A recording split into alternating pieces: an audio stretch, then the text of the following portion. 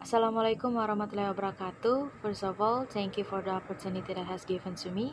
My name is Agnia Sri Widyastuti. Here I am a member of opposition.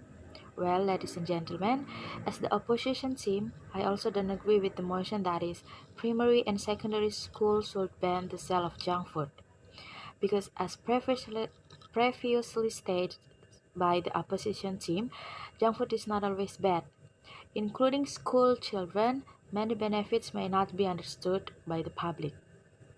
So the statements that given by the government team are, in fact, less convincing and do not provide examples or facts that match the statements they have presented, such as Prime Minister's statement that MSG is bad for children's health, but in fact, there are very many benefits of MSG, including reducing salt consumption. To add flavor to dishes, most people will add salt.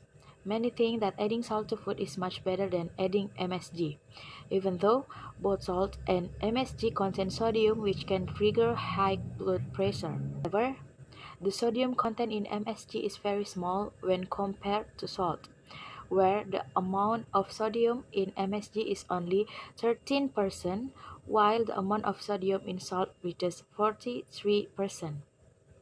In addition, MSG is also proven as an additive that is safe for consumption. A number of international agencies such as the Food and Drug Administration or FDA and the World Health Organization or WHO have verified the safety of MSG. In fact, research on MSG has been carried out since more than 30 years ago to find out how the consumption of MSG affects the body. Food Standards Australia New Zealand or FSANZ has also stated that MSG is safe for consumption for the body as long as it is within reasonable limits. In accordance with that, deputy leader of opposition said that junk food is good as long as not consumed in excessive amounts. Well, I also don't agree with the member of government statement that consuming sugar in ice cream can damage the brain. Even though talking about sugar consumption can make children more active, nutritionist Jansen Onko MSGRD say that consuming too many sweet or sugary foods can increase children's energy intake. He explained 1 tablespoon of sugar contains about 50 calories, so it will increase the child's activity.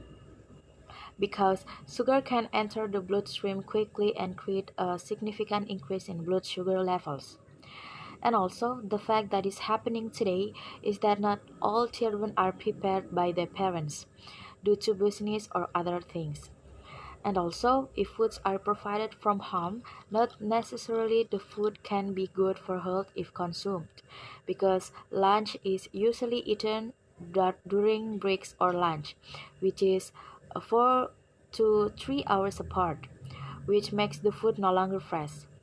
Dr. Raisa said there are some foods that cannot stand at room temperature, such as foods that contain milk, cheese, and yogurt.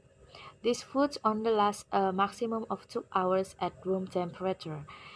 If it is consumed for too long, the fear is that the food is stale or unfit to eat. She also added that if too long, bacteria can thrive in food. When the food is consumed, it can cause digestive disorders such as diarrhea, nausea, vomiting, and abdominal pain. Those are some of the rebuttals I gave to the government team statement. Next, ladies and gentlemen, now I will add an argument regarding the motion. Primary and secondary schools should ban the sale of junk food. Again, I do not agree with the motion because there are so many benefits of junk food other than what the first opposition team said. First, junk food is always warm. Hot junk food can be obtained because generally fast food is served just when someone wants to eat. Like in school, junk food is usually provided according to students' orders. So that the food remains warm when served. Warm food is easier for the body to digest, so the digestive organs don't have to work too hard. In addition, the compounds in foodstuffs will break down when cooked, so that once consumed directly, these nutrients will be easily absorbed by the body. And in addition, by eating warm food, the body will store more energy because of an efficient metabolic process, so that the body can receive nutrients optimally. This is very beneficial for students because students at school do many activities that drain their minds and energy. By eating warm food, which is usually found in junk food, it can provide nutrition for the body and reduce student fatigue at school. In addition, junk food also usually stays fresh. This aspect can obtain because of strict regulation, especially in schools, which in fact are still controlled and supervised by school principals, teachers, the government, and even parents of students who regulate the food in the school canteen. One of the junk food commonly found in schools is iced tea.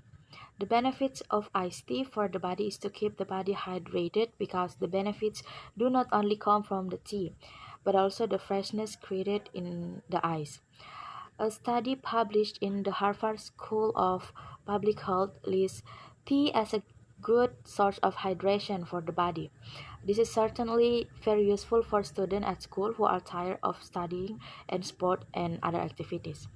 Iced tea also relaxes the nerves, and a British study found that people who drank tea were able to relieve stress faster than those who didn't.